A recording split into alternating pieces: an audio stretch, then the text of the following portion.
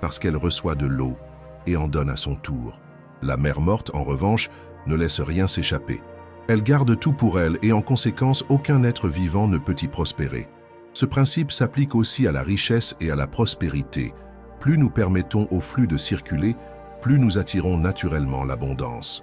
Ainsi, lorsque vous préparez votre rituel du 29 janvier, rappelez-vous que ce n'est pas seulement un geste symbolique, c'est un engagement envers vous-même. C'est un moment où vous choisissez de voir l'eau comme un outil de transformation, où vous affirmez que vous êtes prêt à accueillir la prospérité dans votre vie. Ce simple verre d'eau devient un catalyseur, une déclaration vibratoire envoyée à l'univers. Et maintenant, une question essentielle se pose. Pourquoi le 29 janvier précisément? Quel est le lien entre cette date et l'énergie de l'abondance? Le temps est une illusion, disent les enseignements bouddhistes, et pourtant, certaines dates semblent vibrer avec une intensité particulière. Le 29 janvier n'est pas un jour ordinaire. Il marque une transition, une ouverture énergétique où nos intentions peuvent être amplifiées si nous savons comment les canaliser. Mais pourquoi cette date en particulier? Est-ce un hasard ou un moment précis dans le flux des énergies universelles? Dans le bouddhisme, le concept de temporalité est perçu différemment de la vision occidentale linéaire. Plutôt que de voir le temps comme une ligne droite, où hier mène à aujourd'hui et aujourd'hui à demain, il est considéré comme un entrelacement de causes et d'effets qui se déploient en cycles. Ces cycles ne sont pas seulement cosmiques, mais aussi personnels. Nous traversons sans cesse des renaissances symboliques, des moments d'expansion et de contraction, des périodes propices au nouveau départ et d'autres où l'introspection est nécessaire. Le mois de janvier, dans la conscience collective, est déjà chargé de signification. C'est le moment où nous formulons des résolutions, où nous nous promettons de devenir une meilleure version de nous-mêmes. Mais au-delà de la simple volonté humaine, cette période de l'année possède une dynamique énergétique puissante. C'est une phase où l'univers semble écouter avec plus d'attention les intentions que nous émettons. Le 29 janvier se situe à la croisée de plusieurs influences cosmiques et spirituelles. Un moment clé où nous pouvons programmer notre année avec plus de clarté et d'impact. Dans plusieurs traditions asiatiques, la fin de janvier coïncide souvent avec le début d'un nouveau cycle lunaire, une période propice aux rituels de purification et de renouveau. Au Tibet, les moines bouddhistes utilisent cette période pour des prières spécifiques de prospérité et de libération karmique. Ils récitent des mantras dédiés à la richesse spirituelle et matérielle, nettoient les temples et allument des lampes à beurre, symbolisant la lumière de la sagesse qui dissipe l'obscurité de l'ignorance. Mais pourquoi est-il si important de choisir une date spécifique pour poser une intention de prospérité? Parce que l'esprit humain fonctionne en harmonie avec des repères symboliques. Lorsque nous associons une action à un moment clé, nous lui donnons du poids, nous la rendons réelle dans notre subconscient. C'est pourquoi les rituels saisonniers existent depuis la nuit des temps. Ils nous aident à synchroniser nos énergies avec celles de la nature et de l'univers. Imaginez un agriculteur qui plante ses graines. Il ne le fait pas à n'importe quel moment. Il attend la bonne saison, le bon alignement des éléments, car il sait que la terre est plus réceptive à certains moments qu'à d'autres. Il en est de même pour nos intentions. Poser une intention de prospérité un jour où les énergies du renouveau et de l'abondance sont alignées avec nous, c'est comme semer une graine dans un sol fertile plutôt que dans un désert aride. Un exemple frappant de cette dynamique se trouve dans la culture japonaise avec le Setsubun, une fête marquant la transition entre l'hiver et le printemps, où les gens jettent des graines de soja en prononçant des mots de purification pour chasser les énergies négatives et inviter la chance et la prospérité. De la même manière, le 29 janvier peut être vu comme un moment où l'on jette symboliquement nos anciennes limitations pour faire place à une nouvelle abondance. Mais il ne suffit pas de choisir une date et d'espérer un miracle. Ce qui donne du pouvoir à un rituel, ce n'est pas seulement le moment où il est accompli, mais l'état d'esprit avec lequel il est réalisé. Si nous abordons cette journée avec scepticisme, sans réelle connexion émotionnelle, nous passons à côté de sa puissance. À l'inverse, si nous comprenons que chaque geste posé ce jour-là peut devenir un acte sacré, une déclaration vibratoire envoyée à l'univers, alors nous entrons dans une autre dimension. Imaginez-vous au matin du 29 janvier. Vous vous réveillez, conscient que ce jour est spécial. Vous ressentez une excitation particulière, comme si une porte invisible s'ouvrait devant vous. Avant même de commencer votre journée, vous prenez un moment pour respirer profondément. pour ressentir pleinement votre présence. Vous prenez conscience de votre corps, de votre espace, de vos pensées. Puis, lentement, vous formulez une intention, pas seulement en mots, mais en émotions pures. Vous ne dites pas simplement « je veux être riche », mais vous ressentez déjà cette richesse en vous, comme si elle était déjà là. Cet état d'être est crucial. Dans le bouddhisme, l'une des lois fondamentales de l'attraction est que nous ne recevons pas ce que nous demandons, mais ce que nous vibrons.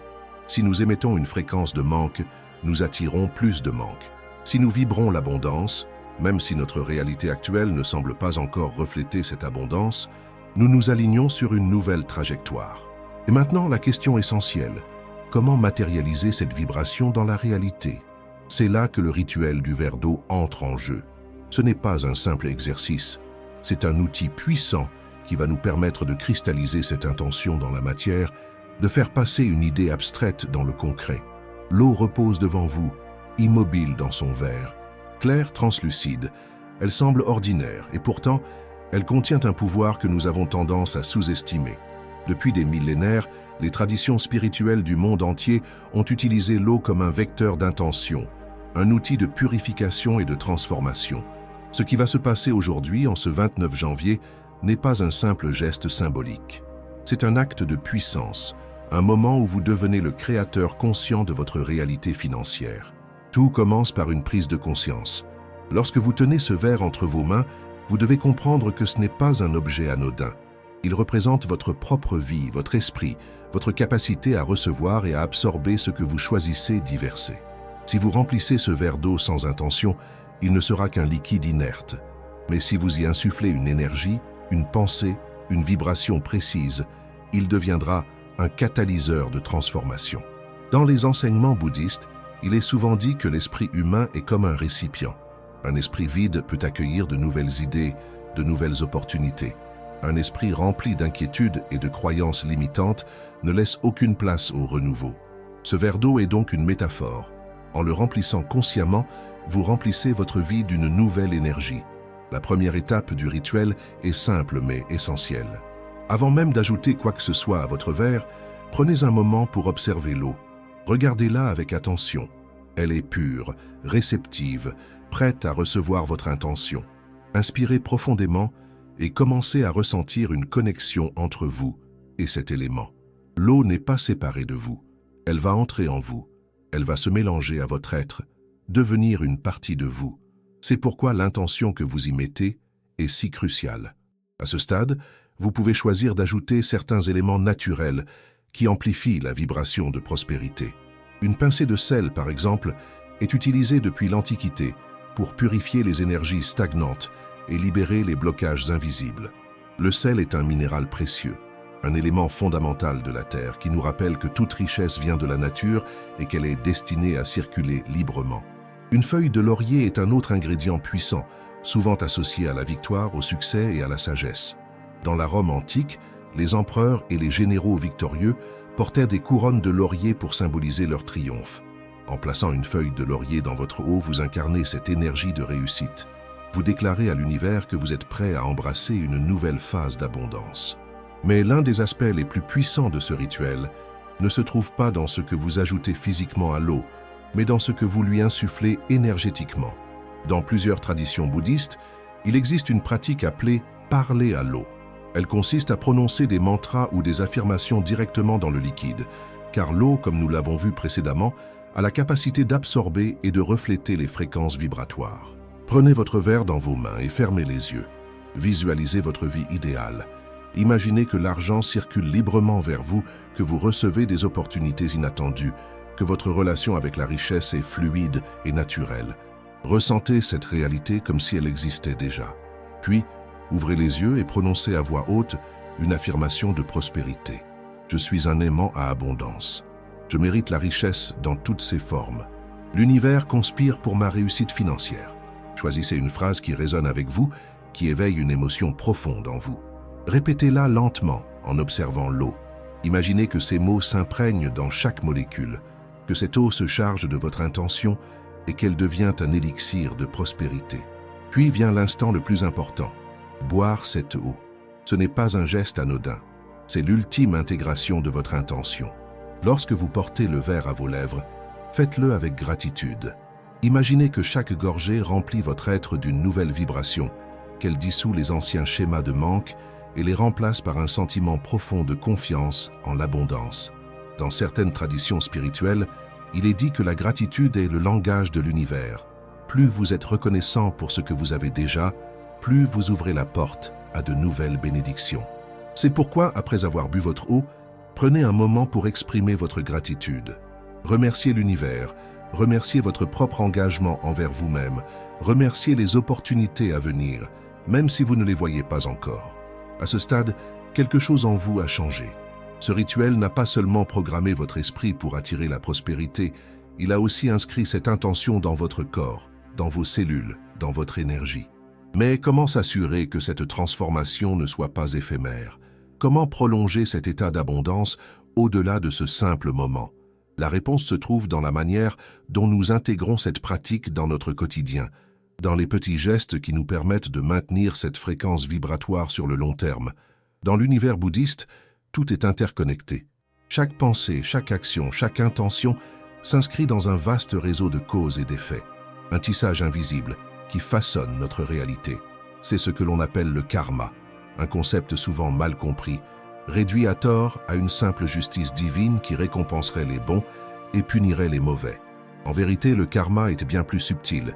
Il est la loi naturelle de la résonance, le reflet de ce que nous émettons dans le monde. Si nous voulons attirer l'abondance, il est impératif de comprendre comment fonctionne ce flux énergétique et comment l'argent, en tant qu'expression matérielle de l'énergie, s'inscrit dans cette dynamique. L'argent n'est pas simplement un bout de papier ou une suite de chiffres sur un écran bancaire.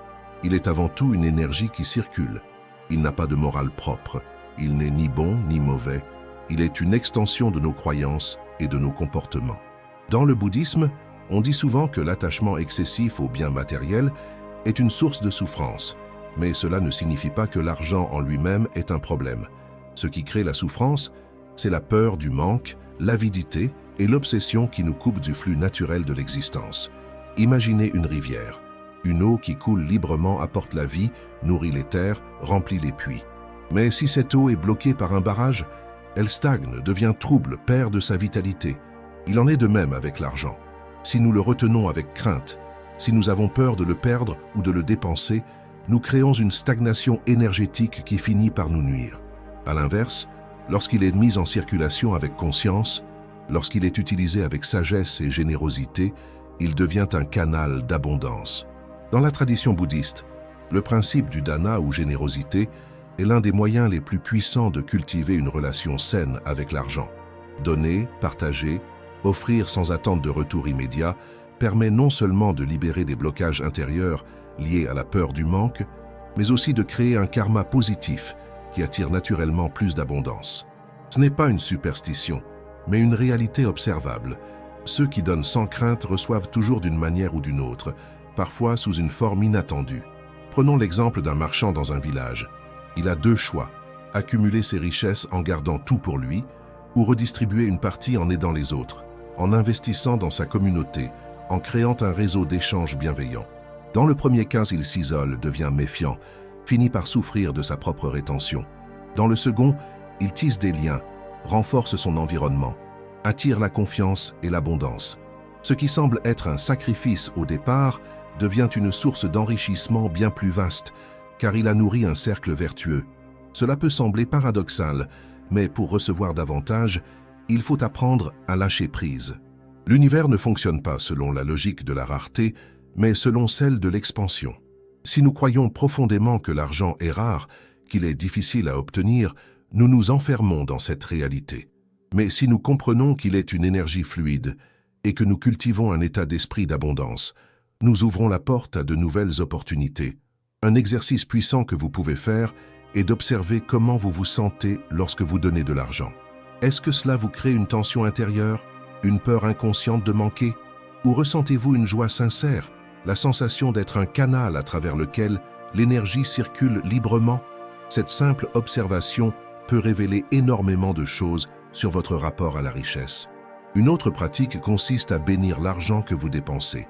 Chaque fois que vous payez quelque chose, au lieu de ressentir une perte, Prenez un instant pour remercier cet argent, pour visualiser qu'il continue son chemin et reviendra vers vous sous une forme encore plus grande. Cette attitude, bien que subtile, change complètement la dynamique de votre relation à la prospérité. Mais il y a une autre facette du karma liée à l'argent que nous devons explorer, celle des dettes karmiques et des blocages inconscients.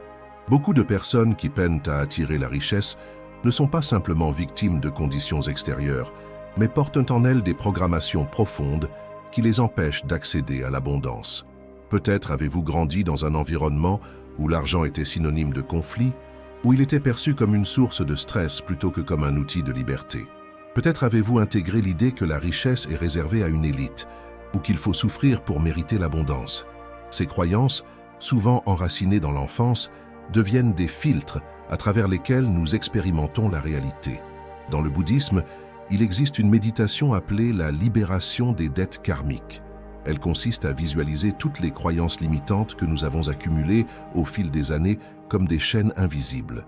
Ensuite, à travers la respiration et la pleine conscience, nous les relâchons une par une en envoyant de la compassion à notre propre passé et en choisissant d'adopter une nouvelle perspective. Imaginez que vous portez un sac rempli de pierres lourdes. Chaque pierre représente une peur, une croyance négative sur l'argent, un blocage inconscient. Tant que vous transportez ce sac, avancer devient difficile. Mais à mesure que vous déposez chaque pierre, votre marche devient plus légère, plus fluide. Ce processus est essentiel si vous souhaitez réellement transformer votre relation avec l'abondance. Le karma de l'argent n'est donc pas une fatalité. Il ne s'agit pas d'un destin figé, mais d'un champ de causes et de conditions qui peuvent être modifiées par la prise de conscience et l'action juste. Plus nous comprenons que nous sommes les créateurs de notre réalité financière, plus nous reprenons notre pouvoir. L'argent est une énergie, un flux qui traverse nos vies de la même manière que l'air que nous respirons. Pourtant, alors que nous ne doutons jamais du fait que l'oxygène sera toujours présent pour nous nourrir, nous avons tendance à voir l'argent comme une ressource limitée, difficile à obtenir, incertaine et capricieuse. Pourquoi cette différence? Pourquoi tant de personnes ressentent-elles un stress constant dès qu'il est question de finances? La réponse ne réside pas dans le monde extérieur, mais dans les profondeurs de notre propre esprit. Depuis notre plus jeune âge, nous sommes exposés à des croyances qui façonnent notre perception de l'argent. Pour certains, ces croyances proviennent de leur famille. Des phrases comme « l'argent ne pousse pas sur les arbres »,« il faut travailler dur pour mériter chaque centime » ou encore « les riches sont cupides » s'ancrent profondément dans le subconscient. Pour d'autres, elles viennent de la société, des films, des récits historiques qui glorifient la souffrance et condamnent la prospérité matérielle comme un signe de corruption. Peu importe leur origine, ces pensées deviennent des filtres à travers lesquels nous percevons et vivons notre réalité financière. Imaginez que votre esprit est un jardin. Si, depuis des années, vous y avez planté des graines de peur, de limitation et de doute, il est naturel que ce jardin soit envahi par des ronces, bloquant l'épanouissement de l'abondance. Reprogrammer son mental pour la richesse, c'est arracher ces mauvaises herbes et semer de nouvelles graines, celles de la confiance, de la gratitude et de la certitude que l'argent est une énergie neutre qui répond à notre état intérieur. Dans le bouddhisme, l'idée de l'impermanence est fondamentale. Tout change, rien n'est figé. Cette vérité s'applique aussi à notre relation avec l'argent. Si nous avons grandi dans un environnement de privation, cela ne signifie pas que nous sommes condamnés à rester dans ce schéma toute notre vie. La première étape pour reprogrammer son esprit est donc d'accepter que nos croyances ne sont pas des vérités absolues, mais seulement des conditionnements que nous pouvons transformer. Un exercice puissant consiste à observer ses propres pensées chaque fois qu'une situation financière se présente. Lorsque vous recevez de l'argent, que ressentez-vous? Une excitation? Une crainte inconsciente qu'il disparaisse trop vite? Lorsque vous devez payer quelque chose, est-ce que vous ressentez une perte, un manque, ou au contraire, une gratitude pour la possibilité d'échanger cette énergie contre un service ou un bien qui vous sert? Cette observation est essentielle, car elle vous permet de détecter les mécanismes invisibles qui dictent vos comportements financiers. Prenons un exemple concret. Imaginez deux personnes recevant chacune une somme inattendue de 1 000 €. La première, dont l'esprit est programmé pour l'abondance, se réjouira, remerciera pour cette opportunité et envisagera des moyens de faire fructifier cette somme. La seconde, dont l'esprit est empreint de peur et de manque, pensera immédiatement « ce n'est pas normal, je vais sûrement devoir le rendre » ou « cela ne durera pas, je dois le cacher et ne surtout pas en profiter ». À votre avis, laquelle des deux attirera davantage de richesse à l'avenir? Dans le bouddhisme, une pratique clé pour modifier ces schémas de pensée est la répétition de mantras. Un mantra n'est pas une simple phrase, mais une vibration qui rééduque l'esprit en profondeur. L'un des plus puissants pour attirer la prospérité est Om Vasudhare Svaha, en hommage à Vasudhara, la divinité de l'abondance et de la générosité. Répéter ce mantra chaque jour, en se concentrant sur son énergie, permet d'aligner l'esprit avec une fréquence de richesse et de fluidité. Mais les mots seuls ne suffisent pas. L'esprit fonctionne par association émotionnelle. Si vous répétez un mantra sans ressentir l'émotion qui l'accompagne, l'impact sera limité.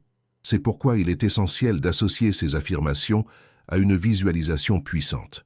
Chaque matin, prenez quelques minutes pour vous imaginer vivant la vie de vos rêves, non pas comme un souhait lointain, mais comme une réalité déjà accomplie. Ressentez la joie, la sécurité, l'excitation d'une vie où l'argent circule librement vers vous. Un autre élément essentiel pour reprogrammer son mental est l'environnement dans lequel nous évoluons. Si nous sommes entourés de personnes qui répètent sans cesse que l'argent est rare, que la vie est dure, que tout est difficile, nous absorbons inconsciemment ces croyances. À l'inverse, s'entourer de lectures inspirantes, de conversations constructives et d'individus qui incarnent une relation saine avec la prospérité permet de modifier progressivement notre propre réalité. Un moine bouddhiste a un jour expliqué cette transformation par une métaphore simple. Si vous plongez un morceau de bois sec dans l'eau, il finira toujours par s'imbiber et devenir humide. Votre esprit fonctionne de la même manière. Ce à quoi vous l'exposez le transforme inévitablement. C'est pourquoi il est si important de faire attention aux mots que nous utilisons quotidiennement. Remplacez les phrases comme « je n'ai pas les moyens » par « comment puis-je créer cette opportunité ?» Substituez « l'argent est source de problèmes » par « l'argent est un outil de liberté et de croissance ». Chaque mot a un impact, chaque pensée génère une onde qui finit par se matérialiser dans le réel. Mais il existe une dernière clé, souvent négligée, pour ancrer cette nouvelle vision de l'abondance. L'action alignée. Il ne suffit pas de penser différemment, encore faut-il agir différemment. Si vous souhaitez attirer la prospérité, commencez à vous comporter comme une personne prospère, non pas en dépensant au-delà de vos moyens, mais en adoptant une posture de confiance et de générosité. Investissez dans votre croissance, osez saisir de nouvelles opportunités, dites oui aux projets qui vous inspirent au lieu de vous laisser paralyser par la peur de l'échec. La véritable transformation ne se produit pas en un jour. C'est un processus, une discipline intérieure qui demande de la constance. Mais chaque pas dans cette direction renforce cette nouvelle programmation mentale. Et lorsque votre esprit sera totalement aligné avec cette vibration d'abondance, l'extérieur suivra inévitablement. Maintenant que vous avez compris comment l'eau peut être un puissant canal d'intention, comment l'énergie du 29 janvier influence votre vibration, comment le karma et vos croyances modèlent votre rapport à l'argent, il est temps de répondre à une question essentielle. Comment maintenir cette abondance sur le long terme? Après tout, un rituel est un point de départ, mais c'est la constance qui transforme une simple pratique en un mode de vie aligné avec la prospérité. L'une des plus grandes erreurs que beaucoup de gens commettent est de croire qu'un rituel ponctuel suffit à changer leur réalité financière. Certes, ce moment sacré du 29 janvier va créer une impulsion puissante, mais sans engagement quotidien, cette énergie risque de s'estomper progressivement. L'abondance est un état d'être, une fréquence que vous devez entretenir jour après jour. Prenons l'exemple d'un jardin. Vous avez planté la graine de la prospérité avec votre rituel, mais si vous ne l'arrosez pas, si vous ne lui apportez pas la lumière nécessaire, elle ne pourra jamais grandir et donner des fruits. La question est donc, comment continuer à nourrir cette graine pour qu'elle devienne un arbre solide aux racines profondes? La première clé est la gratitude quotidienne. Chaque matin, avant même de vous lever, prenez un instant pour remercier l'univers pour tout ce que vous avez déjà. Même si votre situation financière n'est pas encore idéale, il y a toujours quelque chose à célébrer. Un toit au-dessus de votre tête, un repas sur votre table, des opportunités qui se présentent à vous. La gratitude est une énergie magnétique qui attire encore plus d'abondance. La deuxième clé est de continuer à utiliser l'eau comme un rappel constant de votre engagement envers votre prospérité. Vous n'êtes pas obligé d'attendre le 29 janvier pour programmer votre eau. Chaque matin, prenez un verre d'eau, tenez-le entre vos mains et insufflez-y une intention positive avant de le boire. Faites-en un rituel quotidien, simple mais puissant, qui rappelle à votre subconscient que vous êtes en train de vous aligner avec la richesse. Une autre façon de maintenir cette énergie est de changer votre relation avec l'argent dans votre quotidien. Au lieu de voir vos dépenses comme des pertes, voyez-les comme un échange énergétique. Lorsque vous payez quelque chose, dites intérieurement « Cet argent circule et revient vers moi multiplié ». Remerciez chaque billet que vous recevez et chaque opportunité qui se présente à vous, même la plus petite. L'environnement joue également un rôle crucial. Si vous êtes entouré de personnes qui répètent constamment que l'argent est difficile à obtenir, que la vie est dure, que seules quelques élites ont accès à la richesse, ces croyances négatives risquent de s'infiltrer en vous. Entourez-vous de pensées positives, de lectures inspirantes, de personnes qui vous élèvent plutôt que de vous tirer vers le bas. Un moine bouddhiste expliquait un jour cette transformation avec une image frappante. Si vous plongez un tissu blanc dans de l'encre noire, il finira par être taché. Mais si vous le plongez dans de l'eau claire encore et encore, il retrouvera progressivement sa pureté. Votre esprit fonctionne de la même manière. Plus vous l'exposez à des pensées d'abondance, plus il se purifie des croyances limitantes. Mais la vraie clé, celle qui distingue ceux qui manifestent réellement l'abondance de ceux qui restent bloqués dans la frustration, c'est l'action alignée. Vous pouvez réciter tous les mantras du monde, faire tous les rituels possibles. Si vous ne passez pas à l'action, rien ne changera. L'univers répond à ceux qui osent, qui prennent des décisions, qui avancent malgré la peur. Posez des actions concrètes pour améliorer votre situation financière. Formez-vous, investissez en vous-même, développez de nouvelles compétences, ouvrez-vous à de nouvelles opportunités. L'un des plus grands secrets de la prospérité est de comprendre que l'argent est une conséquence, pas un objectif. Ce qui vous rend réellement riche, ce n'est pas le chiffre sur votre compte en banque, mais la liberté, la sérénité, la capacité à offrir et à recevoir sans peur. Lorsque vous vibrez dans cette énergie, l'argent devient un simple outil, un moyen de matérialiser ce qui est déjà en vous. Et maintenant, il est temps pour vous de poser votre intention. Si vous êtes prêt à accueillir la richesse dans votre vie, si vous voulez manifester l'abondance et transformer votre réalité, écrivez en commentaire « Je veux être riche ». Ce n'est pas juste une phrase, c'est une déclaration à l'univers, un engagement envers vous-même. Si cette vidéo vous a aidé, pensez à laisser un like, à vous abonner et à partager avec ceux qui ont besoin de réécrire leur histoire financière. Plus nous diffusons ces enseignements, plus nous contribuons à créer un monde où l'abondance est accessible à tous. Merci d'avoir été avec moi jusqu'à la fin de ce voyage. Rappelez-vous, la richesse commence toujours à l'intérieur. Maintenant, c'est à vous de jouer. À très bientôt.